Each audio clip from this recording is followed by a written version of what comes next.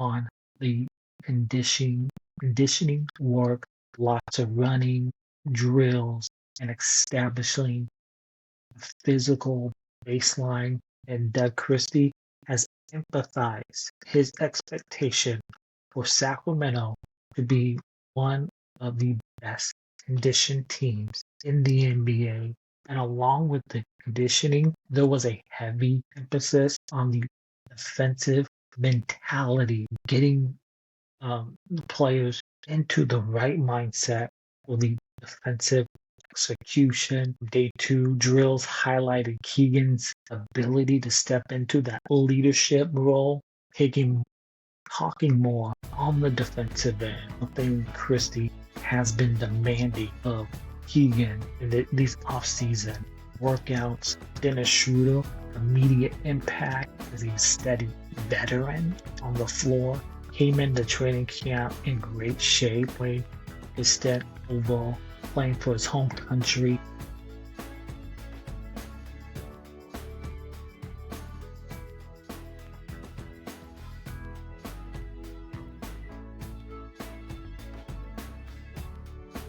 Welcome back to another episode of our Kings-related podcast, wherever you may be.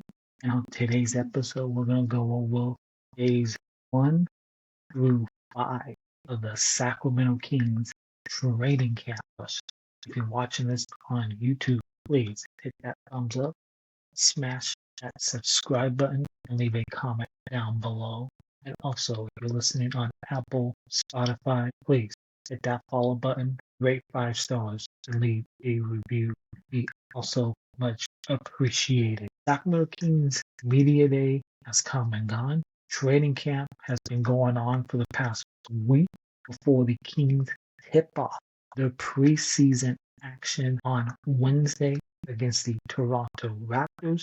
But before we get to that place on Wednesday, the Kings have been holding their training camp. And day one, most of the focus and the theme was heavy on the conditioning work, lots of running, drills, and establishing physical baseline. And Doug Christie has emphasized his expectation for Sacramento to be one of the best conditioned teams in the NBA.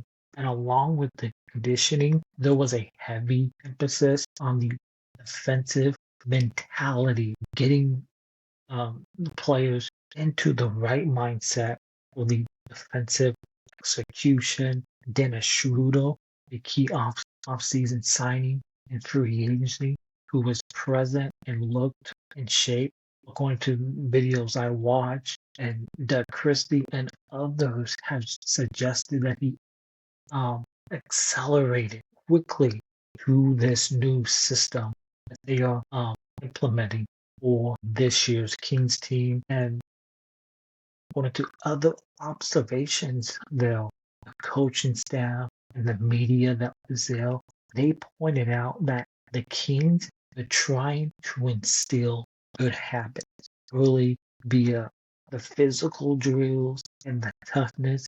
And as the week went on, it got a lot physical, and the toughness was also there.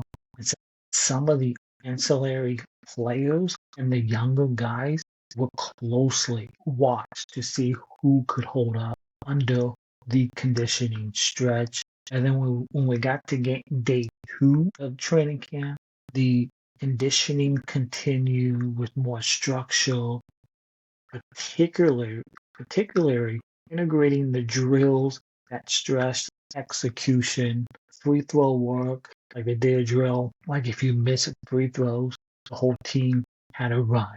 The transition and more game-like scenarios. And a highlight, as I pointed out, was running if somebody missed free throws. And we've seen that in the past. I believe we saw it under Mike Brown. Well, if you missed free throws, you would have to run. So, and then Doug Christie acknowledged the challenges in implementing new principles and getting everyone in sync, and this staff is trying to balance pushing more physical limits with preserving energy and avoiding any sort of injury early here in the training camp, because that's what you don't want as we head into these preseason games. So just some standouts from day 2 of training camp. Keegan Murray, who's looked noticeably stronger and more assertive. Well, this offseason, he worked on more shot creation offensively. And the coaches on day 2, they praised his willingness to take on a larger defensive role while still expanding his offensive game. Day 2 drills highlighted Keegan's ability to step into that leadership role, talking more on the defensive end, something Christie has been demanding of Keegan in these off-season workouts. Dennis Schroder, immediate impact as a steady veteran on the floor, came into training camp in great shape, playing his stint over playing for his home country, Germany, in the Euro basket, showed up strong pace control in the scrimmage style drills. His defensive intensity and ability to push tempo really stood out in day 2 of training camp, especially in those conditioning heavy sequences. Sabonis showed up looking leaner and quicker, and his teammates were poorly fed off of Sabonis' energy during the physical drills. He was vocal in defensive stations, backing up Doug Christie's push for accountability. And that's one of the things that has really stood out from the videos I've watched about the pushing the pace, accountability, the toughness, the physical aspect of this training camp so far. DeRozan, even in a conditionary heavy start, his professionalism showed calm, consistent, that the mid-range touch, sharp. He took the younger guys, Nick Clifford, Isaiah Crawford, aside during downtime to talk footwork and spacing. Love seeing that from a veteran teaching the young guys. The rising young players, Devin Carter, who really buzzed for his defensive activity in day 2's free throws and transition drills. Devin was one of the few players who consistently was holding up under the conditioning demands. Keon Ellis picked up right where he left off defensively last season, pressuring ball handlers in scrimmage sequences, and Doug Christie fully sees him as a tone setter at guard defensively. Nick Clifford showed flashes, has some struggles as any rookie with the conditioning pace once he gets acclimated to the NBA lifestyle, and the coaches emphasize defense first for Clifford, making it clear their path to minutes is through energy and discipline. Some of the players who struggled in a bit in day 2, Maxime Renault, Drew Eubanks, looked gassed during the day 1 in the heavy running, though the staff chalked it up to some early camp adjustments. Zach LaVine, who had stretches where his offensive game looked smooth. Doug Christie was on him about his defensive intensity.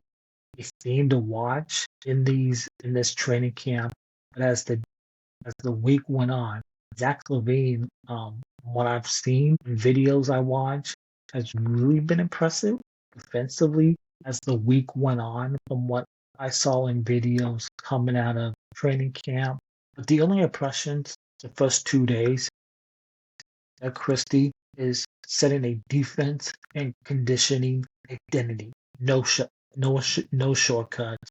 You got the veterans in Sabonis, DeRozan, and Schroder who are setting the tone. Keegan Murray, who looks poised to take that leap as a two-way leader, and he wants to become most improved player this upcoming season. You got the young guys, Devin, Keon, fighting to carve out rotational starts, energy, and defense. And here early in training camp, day 3 of training camp, Doug Christie continues pushing that narrative of defense, tempo, and accountability.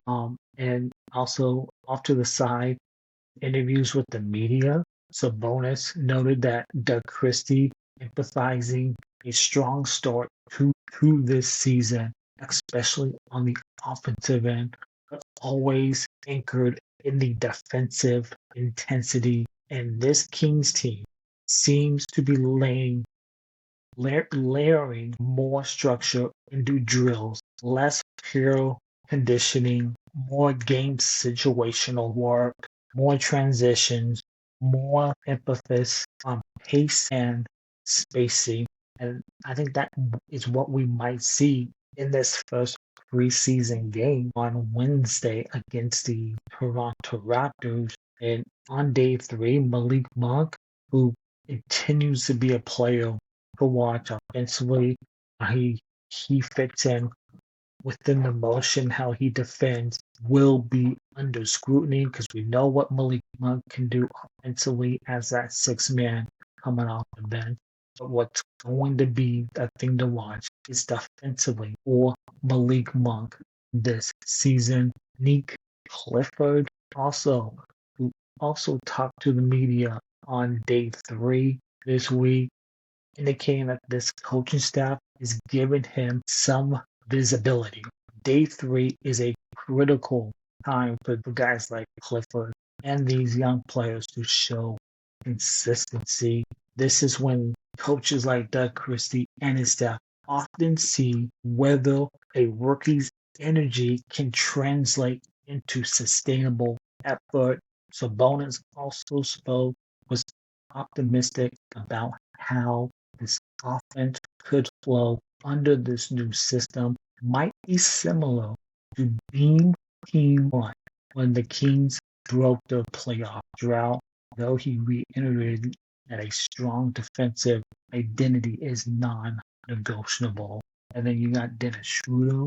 While there was no major quote from him on day 3, Dennis's early statements earlier in the week about playing fast and picking up full court, and that's something that we've seen Doug Christie talk about from the get-go, is picking up 90 and having a guy like Dennis that will remain relevant as this team begins to internalize those directives. So from day 1 and 2 to day 3, you got more structure, less raw grind. And after 2 days of the heavy conditioning and the foundational work, day 3 seemed like a day to integrate more basketball flow and situational work with this Kings team. And you had coaches and the players all beginning to be more vocal, which often coincides with transitional shift in how training camp is run once you give the media a more increased access to what they can watch and see. So day 3 is a checkpoint. Players who played with the energy but lapsed may be exposed to more. So what do we look for in day 3? The offensive set, the fluid of the offense, the motion of the offense, the backcourt cuts, the DH. I think we'll see a lot more of that with Sabonis away from the basket. You get the transition and the run out, the defensive rotations, the pick and roll execution, the rim protection. Like who's going to be that backup 5 to Domantas Sabonis this upcoming season?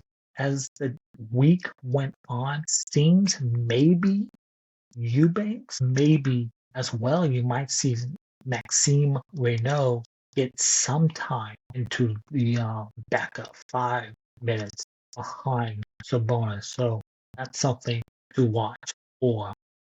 day 5, we saw some five.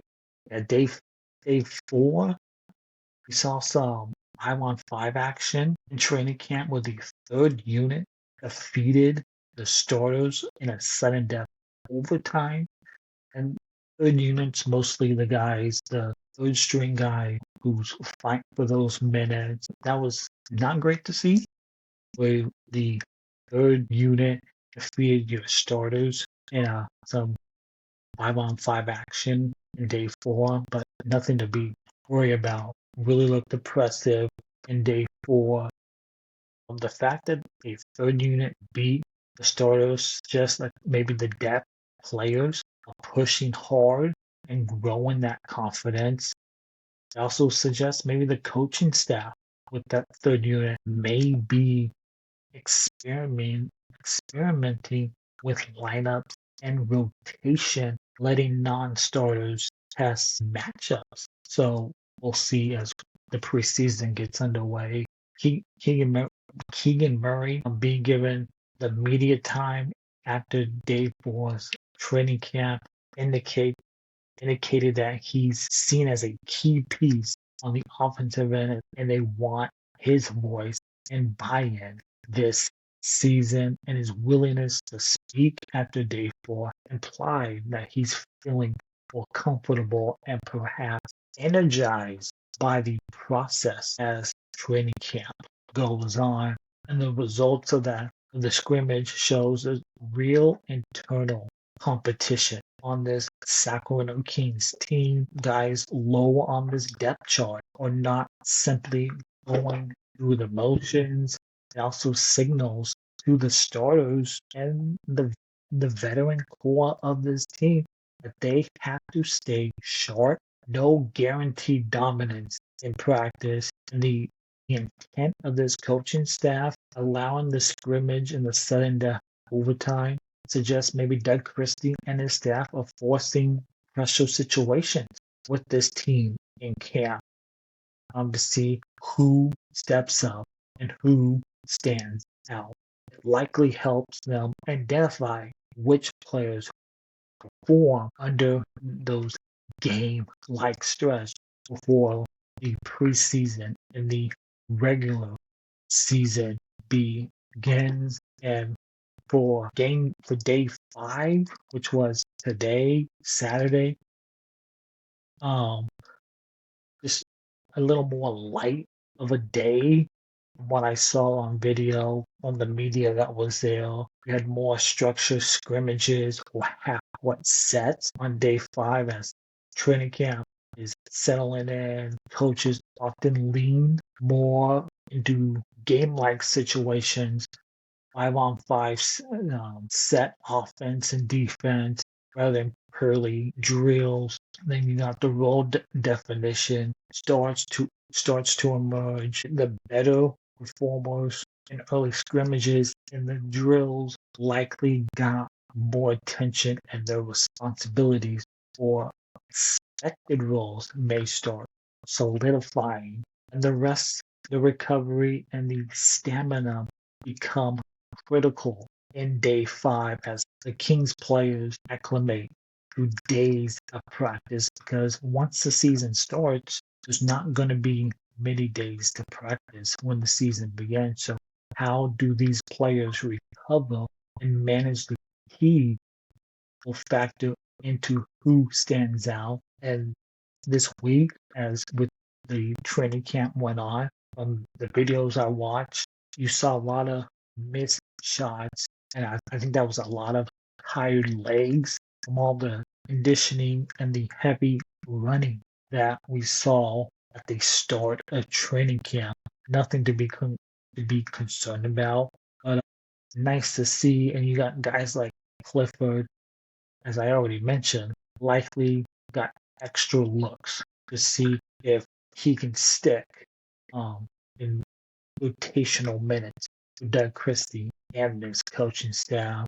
And Doug and his staff might have to use more teaching time on their schemes, sets, and the defensive coverages as we get closer to real game action. The first preseason game is Wednesday, against the Toronto Raptors. And guys like Zach LaVine, I thought, as the camp went on, stood out a little more defensively. And that's surprising, because Zach LaVine just decent on the defensive end this season. That's what we want to see. It's just good to see Kings basketball back on Wednesday against the Raptors. It's only preseason. The score doesn't matter. Wins and losses don't matter. Just want to see how does this team look with Doug Christie as the head coach and the system they are implementing in the start of the regular season. And what are you looking for as we get underway for the preseason on Wednesday? Let me know in the comments down below, and we'll see you next time on another episode of our Kings Related podcast. As always, take care and go Kings.